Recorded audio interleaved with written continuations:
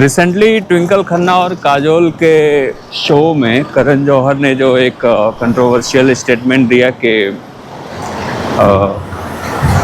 मतलब physical infidelity is not a deal breaker. वहीं से शायद इस बात पे चर्चा उठ रही है कि शायद बॉलीवुड में ओपन मैरिज का कॉन्सेप्ट चालू है और लोग ये कयास लगा रहे हैं कि कहीं बॉलीवुड के जो सो कॉल्ड कपल हैं, या कपल नहीं कहेंगे, हस्बैंड वाइफ हैं, वो ओपन मैरिज में इन्वॉल्व तो नहीं हैं। और ऐसा तब भी लोगों ने कयास लगाए थे जब दीपिका पादुकोण ने एक शो में कहा था कि वो रणवीर सिंह के साथ रिलेशन में रहते हुए भी कई और लोगों के साथ रिलेशन में थी। तो इसके ऊपर मैं थोड़ा कुछ कहना चाहता हूँ, कुछ चर्चा करना चाहता हूँ। तो मेरा ये मानना है कि कोई भी नई चीज़ जो थोड़ा लिबरेट करती हो लोगों को, एक बाउंड्री पुश करती हो, उससे थोड़ी सी चिढ़ होती है आम इंसान को जो एक ऑर्डर में अपनी लाइफ जी रहा है। जैसे आम आदमी है, आम आदमी की ज़िंदगी में उसे कई ऑर्डर में अपनी लाइफ को फॉलो करना है, उसे कई सारी चीज़ों का ध्यान रखना है जो एक एलीट लोगों को नहीं रखना पड़ता है। और इनफैक्ट उसकी ज़िंदगी की जो समस्याएं हैं, उसे जो अपने जीवन यापन के लिए जो इंतज़ाम करने हैं, उनको करते हुए वो उस फ्रीडम को टेस्ट नहीं कर सकता, उस फ्रीडम का फ़ायदा नहीं ले सकता जो एलीट लोग लेते हैं। तो आम आदमी की नज़र में एक ऐश करने जैसा एक मतलब एक फ्रीडम को एंजॉय करना है, जो फ्रीडम वो एंजॉय नहीं करता, वो उसको इस नज़रिए से देखता है। ओपन मैरिज पे मेरे विचार बस यही हैं कि जैसे ट्रैफिक है, हम लोगों को चलने के लिए सड़क पे अच्छे से चल सकें, इसलिए ट्रैफिक के नियम बनाए गए हैं ताकि क्योस ना होने लगे। एक जगह लोग इकट्ठा होकर एक ही सिग्नल पे, सपोज जब ट्रैफिक पुलिस नहीं रहती है और क्योस मच जाता है, बिल्कुल वैसा ही है ज़िंदगी में को क्योस से बचाने के लिए इतने साफ। अब ये ह्यूमन हिस्ट्री आज की तो है नहीं, इतने पुराने समय से आदमी और औरत के रिश्ते पर अनुसंधान होते रहे होंगे, एक्सपीरियंस के बाद नए ऑर्डर बनाए जाते रहे होंगे।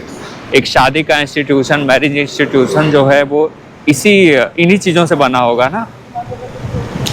इस पे खोज की गई होगी कि आखिर खोज की नहीं गई होगी, समय के साथ एक खोज अपने आप हो जाती है, अपने आप इंस्टीट्यूशन बनते हैं, बिगड़ते हैं। ऑब्वियसली तब ह्यूमन लाइफ आसान नहीं थी, आदमी शिकार करके खाता था, फिर खेती करने लगा, फिर शहरों का निर्माण हुआ। तो मैरिज का इंस्टीट्यूशन भी इसी तरह से डेवलप हुआ होगा। मैं ये बात कतई नहीं कर सकता कि ओपन मैरिज वर्क नहीं करेगी या वर्क करेगी। मैं नहीं जानता हूँ फ्यूचर में क्या होगा। हो सकता है फ्यूचर में ओपन मैरिज एक पर कोई चर्चा ही ना करे, ऐसी मतलब इतना आसान हो जाए ओपन मैरिज में रहना। 100 में से 70 लोग ओपन मैरिज में रहें, तब कौन बोलने वाला होगा ओपन मैरिज के खिलाफ? लोगों की नज़र में ये एक आम प्रैक्टिस हो जाएगी। लेकिन जब तक उतना इजी नहीं हो जाता है, तब तक तो भाई लोगों की भौहें तनेंगी ही ऐसी बातों पर। अगर करण जौहर इस तरह, और ऑब्वियसली एक गैर जिम्मेदाराना बात तो वही है, आप एक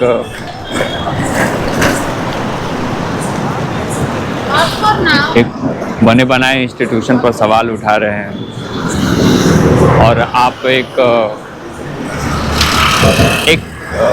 ऐसी चीटिंग को जो बहुत इफ़ेक्ट करती है रिलेशनशिप में रहने के बाद या हस्बैंड वाइफ के रिलेशन में, ये बहुत बड़ी बात है। किसी के साथ फिजिकल चीटिंग करना ये आसान नहीं है, ये काफ़ी हार्ट ब्रेकिंग होता है और आप इसको ऐसे ही नहीं कह के जाने दे सकते कि ये ठंड लग रही थी जैसा करण जौहर ने कहा। हालांकि जानवी कपूर ने वहीं पे कहा, उनको समझाया कि नहीं ये ऐसा नहीं है, ये डील ब्रेकर है। तो एक सिविलाइज्ड सोसाइटी में रहने वाला इंसान तो इसे गलत मानेगा ही। मैरिज का जो इंस्टीट्यूशन है बहुत एक ह्यूमन लाइफ का एक बहुत सीरियस हिस्सा है, एक सीरियस और बहुत काफ़ी अहम हिस्सा है मैरिज का इंस्टीट्यूशन। ये दुनिया के कई सारे क्योस जो हो सकते थे उनको सुलझाता है, कई सारी परेशानियों से आम आदमी को बचाता है। एक लाइफ पार्टनर का होना और उस पर एक मैरिज इंस्टीट्यूशन की मुहर उस रिश्ते पर एक पुख्ता रिश्ता बनाती है, जो आम जिंदगी में आदमी बहुत कई सारी चीज़ें उसकी इजी हो जाती हैं। आप कल्पना करके देखिए कि जो शादीशुदा लोग हैं जो अपनी ज़िंदगी में अच्छा कर रहे हैं या नई आम जिंदगी जी रहे हैं अपनी शादी में, वो कल्पना करके देखें कि कई सारी प्रॉब्लम्स हैं जिन्हें आदमी अकेले हैंडल नहीं कर सकता है। दो लोग जब साथ में रहते हैं तो कई सारी चीज़ें उनकी सॉल्व होती हैं, कई सारी परेशानियां एक दूसरे की परेशानियों में हेल्प होती है। अकेले रहना ये इतना आसान नहीं है, अगर किसी के पास वो रिसोर्सेज नहीं है अकेले रहने के लिए, तो उसके लिए सब हर एक के लिए आसान नहीं होता है। इसीलिए जो तलाक के जो केसेस होते हैं ज़्यादातर डेवलप्ड कंट्री में ज़्यादा होते हैं और इंडिया में भी या जहाँ भी उन लोगों के बीच ही ज़्यादा होते हैं जो अपने वेलबींग का और अपने ज़िंदगी जीने के लिए उनके पास अगर एक वो कुशन नहीं है, मतलब कोई भी प्रॉब्लम आने के बाद, जैसे बीमार अगर कोई है अकेला है तो उसके पास इतने रिसोर्सेज होने चाहिए कि उसकी बीमारी में अगर कोई नहीं है तो उसके पास इतना पैसा होना चाहिए कि उसका इलाज हो सके, उसकी अच्छी देखभाल हो सके। मैरिज का जो इंस्टीट्यूशन है इन सारी परेशानियों से हमें बचाता है। अगर एक लाइफ पार्टनर को कुछ हो गया तो दूसरा कुछ भी नहीं तो कम से कम इतना तो कर ही सकता है कि उसकी परेशानी कम हो जाए। तो मैरिज के इंस्टीट्यूशन को इतनी आसानी से इतनी हंसी के साथ खारिज नहीं किया जा सकता है कि बस ये भी है, ऐसा कुछ नहीं है। मैरिज एक बहुत आज के ह्यूमन सिविलाइजेशन में बहुत बड़ा पार्ट अदा करता है और मैरिज अपने आप में भाई कोई भी इंस्टीट्यूशन फ्लॉलेस तो है नहीं, कहीं ना कहीं कोई ना कोई परेशानियां तो हर जगह हैं, हर रिलेशनशिप में है, हर इंस्टीट्यूशन में है, समाज के हर पक्ष में है। लेकिन ये जो करण जौहर ने जो ये बात कही चीटिंग को लेकर, ये जाहिर सी बात है कि मतलब एक हंसी के लिए ठीक है, अगर हंसी मजाक में कोई कहता है तो वो एक अलग बात है, बट और जहाँ तक मैं इस कंट्रोवर्सी को देखने के बाद मैं समझ पा रहा हूँ कि उन्होंने हंसी में ही कहा होगा करण जौहर ने। ऑब्वियसली करण जौहर एक मैरिज में तो रहे नहीं कभी, उन्होंने इसको दूर से ही देखा है, अपने पेरेंट्स को देखा होगा। और अगर हम अपने पेरेंट्स की बात करें तो क्या हम ये मतलब बड़ी आसानी से हम इमेजिन कर सकते हैं कि हम सब अपने पेरेंट्स को एक दूसरे के साथ चीटिंग नहीं करते ही देखना चाहते थे। तो ये थोड़ा सा लिबरेट करने वाली बात कुछ लोगों को लग सकती है, और शायद यही वजह है कि कुछ फिल्में जो बीच में अभी वो आर माधवन और फातिमा सना शेख की एक फिल्म आई थी, उसमें जो आर माधवन की भाभी रहती हैं वो चीटिंग करती हैं अपने पति के साथ, और उसको फिल्म ने ग्लोरीफाई किया उस चीटिंग को वुमेन फ्रीडम के नाम पर। तो ये सारी चीज़ें चल रही हैं। अब इन्हीं सब बातों से जनता को शक होता है, मतलब दर्शकों को शक होता है कि कहीं ऐसा तो नहीं कि मतलब बॉलीवुड में या एलीट क्लास में ओपन मैरिजेज आम हो चली है। और ऐसा ऑब्वियस है कि सोचेंगे लोग,